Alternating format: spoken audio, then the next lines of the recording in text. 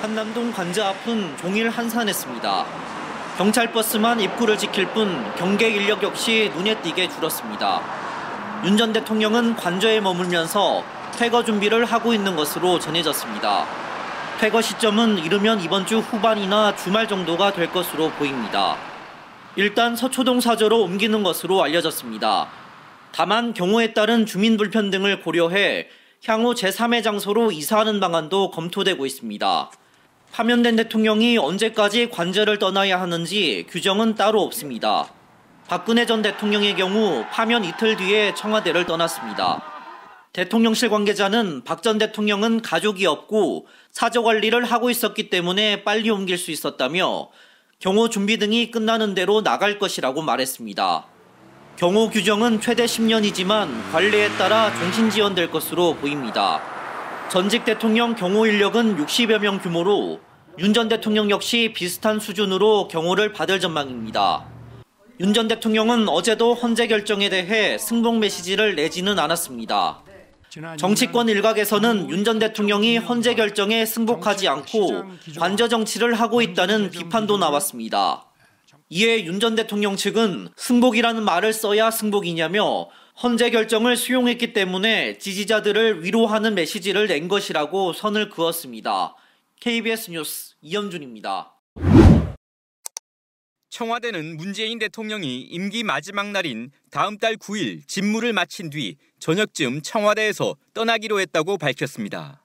이어 서울 모처에서 하룻밤을 보내고 다음 날 윤석열 당선인 취임식에 참석한 뒤 경남 양산에 마련된 사저로 이동하기로 했습니다. 9일 자정까지는 문 대통령이 현직 대통령이지만 몇 시간 먼저 청와대를 비워주기로 한 겁니다. 이는 5월 10일 대통령 취임 즉시 청와대를 개방하겠다고 공언한 윤석열 당선인의 결정을 감안한 것으로 보입니다. 임기를 마치는 대통령이 마지막 날 밤을 어디서 보낼지는 그동안 대통령 당선인 측과의 조율을 통해 결정됐습니다. 사저가 경남 김해에 마련됐던 노무현 전 대통령은 이명박 전 대통령의 배려로 새 대통령 임기 첫날 아침을 청와대에서 맞았습니다. 반면 사저가 서울에 있었던 이명박 전 대통령은 임기 마지막 날 오후에 청와대에서 나왔습니다. 서울에 거처가 없었던 문 대통령은 청와대에서 임기 마지막 날 밤을 보낼 것이라는 관측도 있었지만 이와 관련해 당선인 측과 특별한 조율은 없었던 것으로 전해졌습니다. 이 때문에 청와대가 오늘 9일 저녁 퇴거를 발표한 건 윤 당선인과의 불필요한 갈등을 피하기 위한 결정이라는 분석이 나옵니다. 역대 대통령의 초상화와 함께 걸릴 문 대통령의 초상화는 다음 달 3일 국무회의에서 공개됩니다. 문 대통령의 초상화는 지방에서 활동하는 청년 화가가 그려 선물로 보낸 것으로 이를 공식 초상화로 하는 게 의미 있다고 판단해 선정했다고 청와대는 설명했습니다. 한편 청와대는 문 대통령과 김정숙 여사가 오는 25일 코로나19 백신 4차 접종을 실시할 예정이라며 이는 60세 이상 국민들의 접종을 독려하는 의미가 있다고 말했습니다. KBS 뉴스 이철호입니다. 박근혜 전 대통령이 5년 임기를 채우지 못하고 취임 4년 15일 만인 오늘 청와대를 떠났습니다. 박 전 대통령은 애초 예고됐던 것보다 40분가량 지연된 저녁 7시 15분쯤 청와대에서 나와 서울 삼성동 사저로 향했습니다. 박 전 대통령은 출발에 앞서 한광욱 비서실장 등 청와대 참모진과 인사를 하고 마지막 작별 소회를 밝힌 것으로 알려졌습니다. 청와대 측은 박 전 대통령이 각 수석을 포함 직원 500여 명과 일일이 인사를 나눴다고 전했습니다. 사저에 이삿짐을 먼저 보낸 박 전 대통령은 내일쯤 사저에 복귀할 것이란 예상을 깨고 오후 늦게 복귀 방침을 밝혔습니다. 박 전 대통령은 검색 차량에 탑승해 청와대를 빠져나온 뒤 경찰의 호의를 받으며 사저로 이동했습니다. 박 전 대통령은 청와대를 떠나면서 별다른 언급을 하지 않았고 사저에 도착해 앞에 모인 친박계 의원들 그리고 태극기를 든 지지자들과 인사를 나눴습니다. 이어 저녁 7시 45분쯤 4년여 만에 삼성동 사저에 복귀했습니다.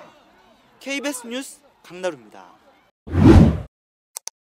탄핵 인용 결정이 내려진 지난 금요일 오후 청와대 직원들이 짐가방 여러 개를 삼성동 사저 안으로 옮깁니다. 경호팀으로 보이는 사람들은 사저 안에서 주위를 살펴보기도 합니다. 가장 먼저 정비된 건 끊어졌던 통신과 전기 관련 설비들이었습니다.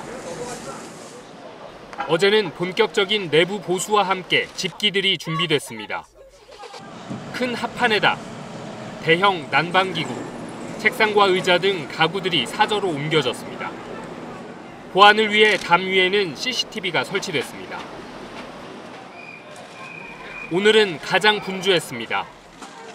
TV에 이어 냉장고와 세탁기 등 가전제품들이 잇따라 배달됐고 오후에는 이사 차량이 도착해 상당량의 짐을 내렸습니다. 청와대 관계자는 사저가 낡아 파면 직후 바로 옮기기 어려웠다고 말했습니다. 4년 넘게 비어있던 사저는 사흘 만에 급한 수리를 마치고 박 전 대통령이 돌아온 오늘에서야 정비를 끝냈습니다. 사저 입주를 준비하는 사이 사저 주변에는 박 전 대통령 지지자들이 오전부터 몰리기 시작했습니다. 수백 명의 지지자들은 헌재의 탄핵 인용을 비판하며 박 전 대통령의 복귀를 기다렸습니다. KBS 뉴스 한승현입니다.